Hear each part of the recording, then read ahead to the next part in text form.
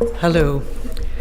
I'm really sorry Michael isn't here because actually, in a way, my presentation was, in my own mind, a kind of dialogue with him.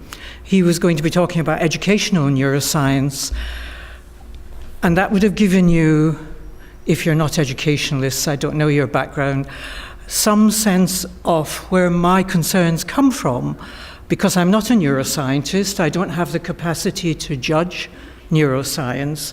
My interest is in why policymakers think particular kinds of knowledge are more effective than others, and how those knowledges seem to emerge at particular moments in particular political contexts and gain traction when other forms of knowledge don't, or become less popular, less publicly useful.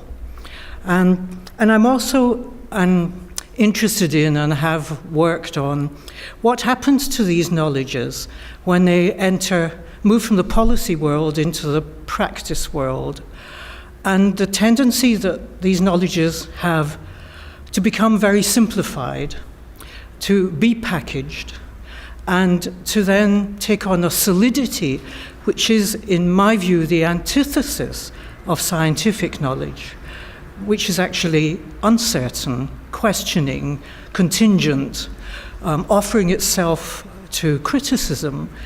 The problem, as I see it, based on research I've done on this knowledge policy relationship from the 1940s to the present day, is that particular knowledges that have a lot of political traction often become very rigid in their delivery in practice. They become orthodoxies, and they actually lose the capacity they have to support genuinely educational activity.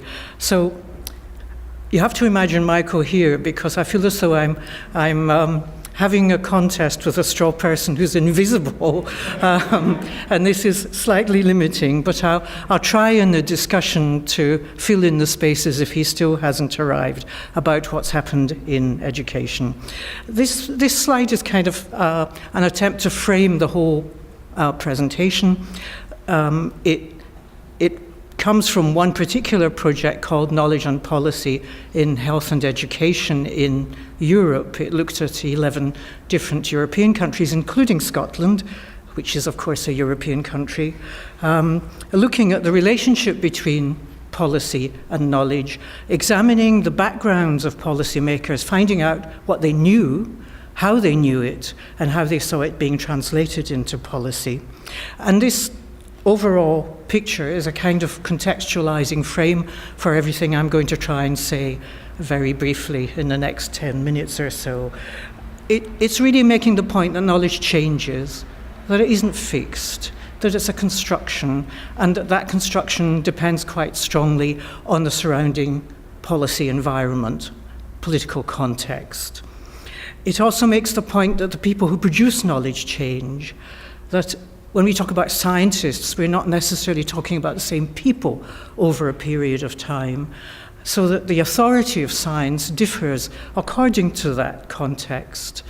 And in particular, I draw attention to the growth of different knowledge brokers in the contemporary period. As knowledges change, so the personnel who are translating the knowledge for policymakers also change and develop. A lot of them in the current context, I would suggest, have strong commercial interests. And finally, in relation to this slide, I'd like to draw attention to the fact that as knowledge is influenced by its political conditions of production, it's also influenced by technologies. So I see in my work an enormous difference between the pre-digital age of knowledge production, when knowledge was in boxes, in silos, belonged to disciplines, didn't move very fast, and the current situation where knowledge moves incredibly quickly. And it isn't just that it moves quickly, it's visually represented in new ways. As you saw with the images of the brain, there's an enormous seductiveness about these visual images. They're very persuasive. If I talk to policymakers about education performance, their first point of reference is the PISA results, diagrammatically represented in different colors, constantly moving, they think, upwards. And that is a message that's really gone home to them. So there's an important aspect of this that has to do with how things are represented as well as how things are produced. Where's the arrow? Certainly in the field of education policy, neuroscience has had a massive impact, a really massive impact, from the major players who, like OECD, who are putting their very considerable policy influence behind the use of neuroscience to transform education, to transform the relationship between teacher and learner, to, in fact, the teachers in classrooms, particularly, I think, in the USA and England, where, as my colleague Usha Goswami pointed out in 2006, even as early as that, teachers were being bombarded with programs that used neuroscience to develop approaches to teaching and learning. They were being put under enormous pressure to become part of this movement, to get on board with neuroscientific principles and apply them in their practice. So this is not just a small area of work in the field of education, it's become a major transformative way of thinking from the macro policy level to the individual learner. I would argue that this is part of a general movement. It's about a shifting context in terms of policy production, which I've tried to signal in the first slide. It's about the speeding up of scientific advance, the growth of data capacity, the explosion of information, it's easy communication globally, and all the things that came with that, particularly things like rankings for the performance of education systems, which are very powerful influences on policymakers. They're haunted by these rankings. And the growth of information, its unmanageability also puts enormous pressure on policymakers because they can't process it. So they become increasingly reliable on people who can process possibilities deriving from sciences like neuroscience, and find in those possibilities what Grundmann and Ster call the levers for action. So what I'm trying to convey is that the obligation of scientists producing knowledge is no longer simply to produce the knowledge, the science, but to also identify what has to be done with it. And this changes our knowledge production processes quite considerably. There's another consequence. As well as enhancing the pressure on the production of levers for action for policymakers, there's the growth of a consensus about what should be done in the field of education. Because there's so much information out there are so many possibilities, policymakers can't cope, they're incredibly stressed by this. What they're looking for is agreement, standard practices, homogenization. The more things look the same, the more reassured they feel that they're doing the right thing. So there's a broad agreement across the globe about policy directions, which is a kind of frozen around things like testing, comparison, ranking, competition, standardization. All of these things distributed widely by OECD but followed by policymakers across the globe are now extremely well received and regarded as orthodoxy. What happens along with this growth of consensus is the growth of experts, advisors, consultants, policy brokers, policy translators, policy analysts, because they reduce the problem of endless competing interpretation. They reduce confusion. They help with standard practices. They help to confirm policymakers' belief that they're doing the right thing. And policymakers, in my experience of interviewing them, are anxious people. under pressure, looking for reassurance, worried about the public's response to things like rankings and tables and performance league tables. So they're really reassured when they can identify brokers who can reassure them that they're doing the right thing, that they are actually getting it right educationally, which is one of the strongest measures, one of the strongest messages that comes across from this group of policy analysts, consultants, translators, technocrats, who reduce the stress of endlessly competing interpretation to certainties. Why is education so vulnerable to these pressures, these external pressures, this search for certainty, this need for reassurance? Well, education is a weak policy field in terms of its knowledge base. My colleagues who work in education don't like me saying this, but it's the case. It doesn't have strong disciplinary framing. It's not powerful within university institutions. It's constantly swept by initiatives as a consequence that move through the field and produce new orthodoxies.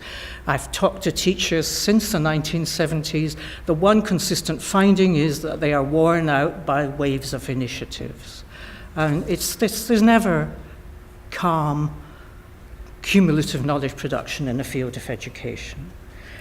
In the 40s to the 70s, if I try to summarize my research in 2 or 3 sentences, policymakers knew what they were doing.